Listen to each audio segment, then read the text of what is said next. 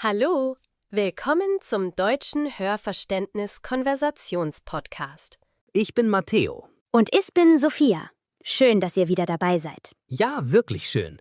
Und falls ihr zum ersten Mal hier seid, herzlich willkommen in unserer kleinen Deutschlernfamilie. Hier sprechen wir echtes Deutsch mit echten Geschichten und heute mit sehr echten Höhen und Tiefen. Ja, heute reden wir über etwas, das jeder von uns kennt. Erfolg und Scheitern. Beides. Sophia, ich möchte mit einer ehrlichen Frage anfangen. Was für eine Frage. Was war dein größtes Scheitern? Wirklich. Nicht die kleine Version, die echte. Uff, das ist eine schwere Frage so früh am Anfang. Ich weiß, aber genau darüber reden wir heute. Erfolg und Scheitern. Wie spricht man auf Deutsch darüber? Und was können wir aus beidem lernen? Für A2 und B1 mit echten Geschichten. Auch über Momente, die wir vielleicht lieber verstecken würden. Also bleibt dran. Es wird ehrlich, es wird emotional. Und ihr werdet lernen, wie man auf Deutsch über die schwierigsten und die schönsten Momente spricht. Okay, Matteo, du hast die Frage gestellt, also musst du auch antworten. Was war dein größtes Scheitern? Also gut, ich denke nach. Mein größtes Scheitern war mein erstes Jahr als selbstständiger Sprachlehrer. Wirklich? Das wusste ich nicht. Ja, bevor ich richtig etabliert war, bevor ich diesen Podcast hatte, habe ich versucht, sofort viele Schüler zu bekommen. Ich habe eine kleine Website gemacht, ich habe Werbung geschaltet und ich habe fast kein Geld verdient. Fast ein ganzes Jahr lang. Das ist wirklich hart. Es war sehr hart. Ich hatte nur 2, 3 Schüler pro Woche. Meine Ersparnisse sind fast komplett aufgebraucht gewesen. Und ich habe mich gefragt, habe ich einen riesigen Fehler gemacht? Ersparnisse, das Geld, das man gespart hat. Aufgebraucht, komplett benutzt, nichts übrig. Das zeigt eine wirklich schwierige finanzielle Situation. Ja, und ich erinnere mich an einen Abend, ich saß am Küchentisch mit meinen Rechnungen vor mir und ich habe wirklich geweint, weil ich dachte, ich scheitere. Ich bin einfach gescheitert. Oh, Matteo. Und meine Mutter hat mich in diesem Moment angerufen, zufällig, sie wusste nichts davon. Und ich habe es nicht mehr verstecken können. Ich habe ihr alles erzählt. Was hat sie gesagt? Sie hat zugehört, ganz ruhig. Und dann hat sie gesagt, Matteo, du bist nicht gescheitert, du bist noch nicht fertig. Das ist so weise. Wirklich weise. Du bist noch nicht fertig, das war so anders als du bist gescheitert. Sie hat mir gezeigt, Scheitern ist kein Endpunkt. Es ist nur ein Moment mitten in einer Geschichte. Habt ihr diesen Unterschied bemerkt? Scheitern ist ein Ereignis. Ein Scheiterer zu sein, das ist eine Identität. Und diese Identität muss man nicht annehmen. Genau. Und danach habe ich weitergemacht. Ich habe meine Strategie geändert. Ich habe angefangen, kostenlose Inhalte zu produzieren, um Vertrauen aufzubauen. Kleine Videos, kleine Übungen. Und langsam, sehr langsam hat es sich verbessert. Und daraus ist letztendlich dieser Podcast entstanden. Ja, ohne dieses schwierige Jahr, ich glaube, ich hätte nie die Idee für Speak Deutsch Now gehabt. Das Scheitern hat mich zu etwas Besserem geführt. Das ist so eine kraftvolle Geschichte. Danke, dass du sie teilst. Und du, Sophia? Dein größtes Scheitern? Also, ich denke, es war mein erstes großes Projekt als Selbstständige. Ich habe erzählt, dass ich meine Agenturstelle gekündigt habe, aber ich habe nie erzählt, was direkt danach passiert ist. Was ist passiert? Also, ich hatte meinen ersten großen Kunden, eine mittelgroße Firma. Sie wollten eine komplette Markenidentität, Logo, Webseite, alles. Ein riesiges Projekt für mich damals. Und? Und ich habe es vermasselt. Wirklich vermasselt. Ich war so aufgeregt, den Kunden zu beeindrucken, dass ich zu viele Ideen gleichzeitig präsentiert habe. Keine klare Richtung. Der Kunde war komplett verwirrt. Oh nein. Und nach 3 Wochen Arbeit, sie haben den Vertrag beendet. Sie haben gesagt, das ist nicht, was wir brauchen. Und ich habe fast kein Geld für diese 3 Wochen Arbeit bekommen. Das muss so schmerzhaft gewesen sein. Es war verheerend für mein Selbstvertrauen. Ich habe wirklich gedacht, vielleicht bin ich nicht gut genug für die Selbstständigkeit. Vielleicht hätte ich in der Agentur bleiben sollen. Verheerend, das bedeutet sehr zerstörerisch, sehr schädlich. Es zeigt, wie tief dieses Scheitern sie getroffen hat. Und dann, ich erinnere mich, ich bin zu Don Ramon gegangen, zu meinem alten Chef aus der Buchhandlung, nur um mit ihm zu reden. Und was hat er gesagt? Er hat mir zugehört, ganz ruhig wie immer, und dann hat er gesagt, Sophia, jeder Fehler ist eine Lektion über etwas, das du noch nicht wusstest. Jetzt weißt du's. Das ist so ähnlich wie das, was meine Mutter gesagt hat. Ja, und er hat recht gehabt. Ich habe daraus gelernt. Ich muss fokussierter sein. Weniger Ideen, aber klarer. Ich muss zuerst wirklich verstehen, was der Kunde braucht, bevor ich anfange zu kreieren. Und diese Lektion, hat sie dich später geholfen? Enorm. Bei jedem Projekt danach. Ich stelle zuerst so viele Fragen wie möglich. Ich verstehe die Vision des Kunden, bevor ich irgendetwas designe. Und meine Erfolgsrate hat sich komplett verändert. Das ist so eine wichtige Lektion. Der schmerzhafteste Fehler wird manchmal zum wertvollsten Lehrer. Habt ihr die Vergangenheitsform bemerkt? Ich habe es vermasselt. Sie haben den Vertrag beendet. Ich bin gegangen. Perfekt, um die ganze emotionale Reise zu tragen. Okay, lass uns über die Sprache reden. Wie spricht man auf Deutsch über Erfolg und Scheitern? Was sind die wichtigsten Ausdrücke? Ja, also für Erfolg.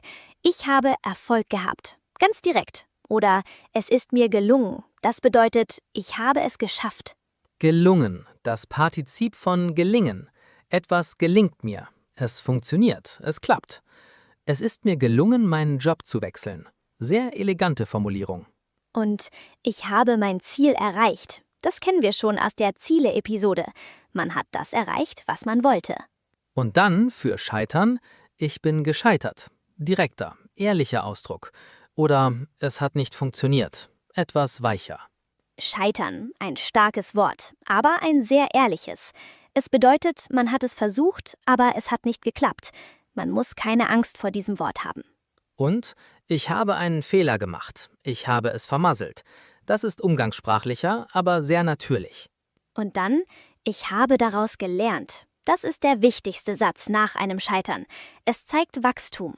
Und dann für den Prozess, es war ein langer Weg. Es hat viel Arbeit gekostet. Ich musste hart dafür kämpfen. Und der Erfolg kam nicht über Nacht. Das ist eine so wichtige Redewendung. Nichts passiert sofort. Erfolg braucht Zeit. Über Nacht. Das bedeutet sofort, plötzlich, ohne Vorbereitung. Nicht über Nacht bedeutet, es hat Zeit gebraucht. Es war ein Prozess. Okay, lass uns über verschiedene Arten von Erfolg reden. Nicht nur beruflich, auch persönlich. Ja, also beruflicher Erfolg, eine Beförderung, ein gutes Projekt, ein zufriedener Kunde. Persönlicher Erfolg. Eine schwierige Zeit überwunden, eine Angewohnheit verändert, eine Beziehung gerettet. Überwunden, das kennen wir schon. Etwas überwinden bedeutet etwas über ein Hindernis hinauskommen, es besiegen. Und sprachlicher Erfolg. Wenn ihr, unsere Zuhörer, einen Satz auf Deutsch richtig sagt, wenn ihr eine ganze Unterhaltung führt, das ist auch Erfolg. Absolut. Und ich glaube, man vergisst oft die kleinen Erfolge. Man schaut nur auf die großen Ziele und übersieht die kleinen Schritte dazwischen. Das ist so wahr. Wir feiern selten die kleinen Siege. Sophia, erzähl uns von einem kleinen Erfolg, den du kürzlich hattest. Nicht etwas Riesiges, sondern etwas Kleines, das dich glücklich gemacht hat. Oh, also letzte Woche habe ich zum ersten Mal ganz alleine einen Termin beim Zahnarzt vereinbart. Am Telefon, auf Deutsch, ohne zu stottern, ohne nachzufragen. Das ist ein echter Erfolg. Klingt vielleicht klein, aber vor 3 Jahren hätte ich das nicht geschafft. Telefonieren auf Deutsch war für mich immer die größte Herausforderung, weil man die Mimik der Person nicht sieht. Die Mimik, der Gesichtsausdruck. Beim Telefonieren fehlt diese visuelle Information. Das macht es für viele Sprachlernende schwerer. Und ich habe aufgelegt und gedacht, wow, ich habe das gerade einfach so gemacht, ohne Stress. Das war ein wirklich schöner Moment. Das ist so schön, Sophia. Diese kleinen Momente sind genauso wichtig wie die großen. Und du? Ein kleiner Erfolg kürzlich? Ja, letzte Woche habe ich beim Lesekreis zum ersten Mal auf Deutsch einen Witz gemacht. Einen echten Wortspielwitz. Und alle haben gelacht. Wirklich gelacht. Nicht nur höflich. Einen Wortspielwitz. Das ist fortgeschrittenes Deutsch. Ich weiß. Und in diesem Moment habe ich gedacht, ich beherrsche diese Sprache wirklich. Nicht nur zu funktionieren, sondern zu spielen mit ihr. Zu spielen mit der Sprache. Das ist der schönste Erfolg beim Sprachenlernen.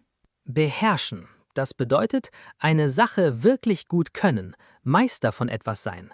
Eine Sprache beherrschen bedeutet, sie fließend und natürlich zu benutzen. Okay, lass uns über etwas Wichtiges reden. Die Angst vor dem Scheitern. Weil diese Angst hält so viele Menschen zurück.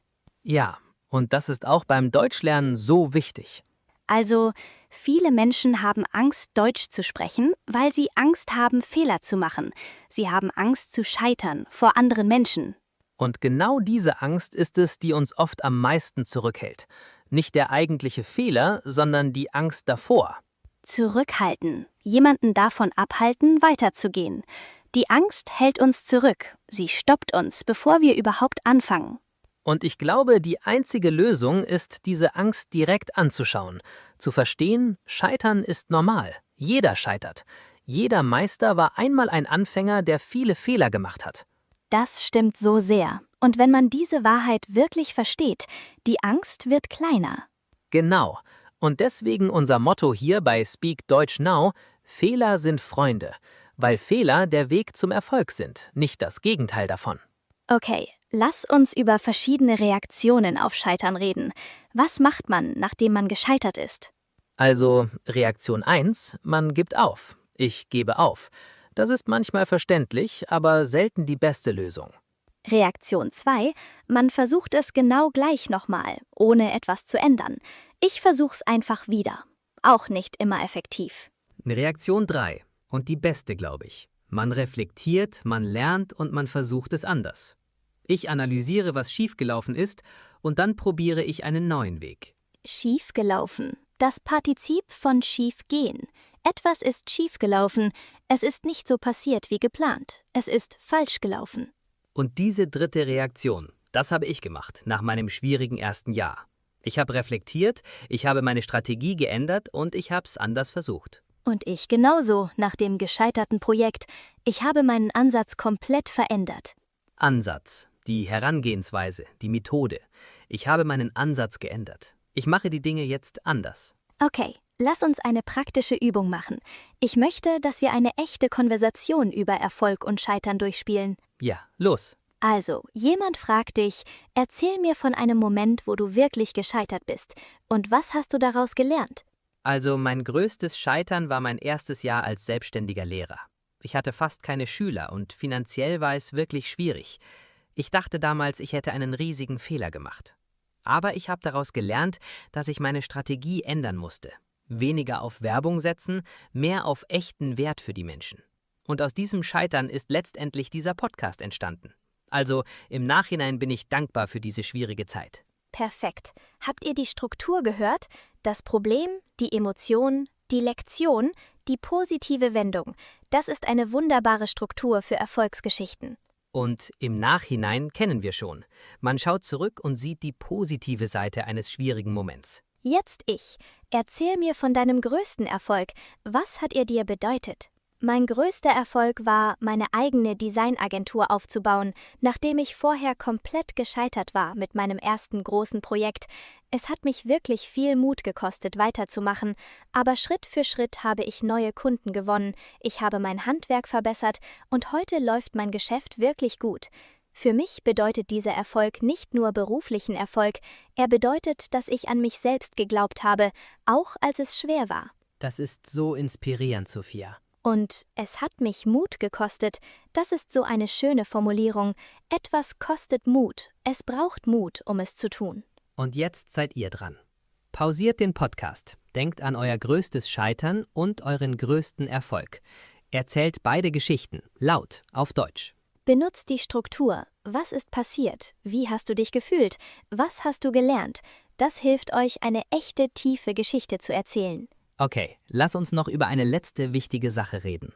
Wie man Erfolg feiert, ohne arrogant zu klingen. Ja, das ist auch so eine kulturelle Sache. Also man kann sagen, ich bin stolz auf mich. Das ist ehrlich, ohne übertrieben zu klingen. Oder, ich habe hart dafür gearbeitet. Das zeigt, der Erfolg kam nicht einfach so, er wurde verdient. Und ich freue mich sehr darüber.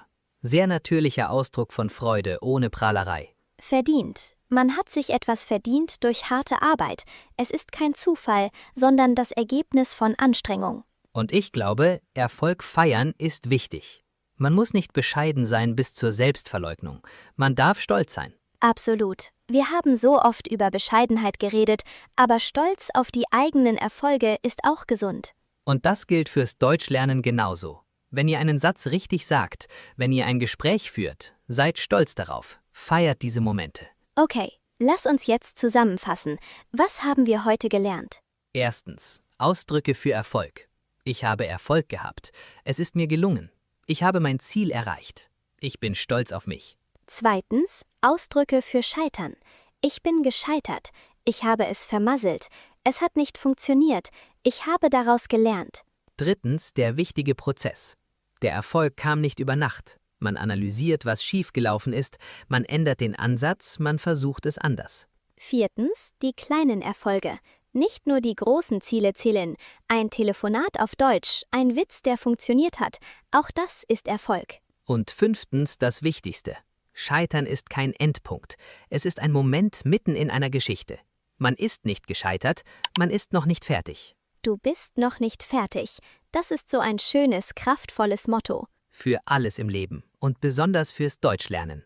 Wenn ihr heute einen Fehler macht, ihr seid nicht gescheitert. Ihr seid noch nicht fertig. Ihr wachst noch. Und jetzt eure Hausaufgabe. Schreibt uns in die Kommentare, auf Deutsch, von einem Scheitern, das euch letztendlich zu etwas Gutem geführt hat. 5 bis 7 Sätze. Benutzt die Ausdrücke, die wir heute gelernt haben. Wir lesen alles und wir bewundern jeden, der bereit ist, über seine schwierigen Momente zu sprechen. Drückt auf die Glocke. Und teilt den Podcast mit jemandem, der gerade eine schwierige Zeit durchmacht. Diese Episode könnte genau das sein, was er oder sie braucht. Passt auf euch auf. Feiert eure Erfolge, auch die kleinen. Und wenn ihr scheitert, erinnert euch, ihr seid noch nicht fertig. Ihr seid noch nicht fertig. Das gilt für alle. Tschüss, ihr Lieben. Und denkt daran. Fehler sind Freunde. Und Scheitern ist nur ein Kapitel, nicht das ganze Buch. Genau. Tschüss. Tschüss und auf Wiedersehen, ihr Lieben.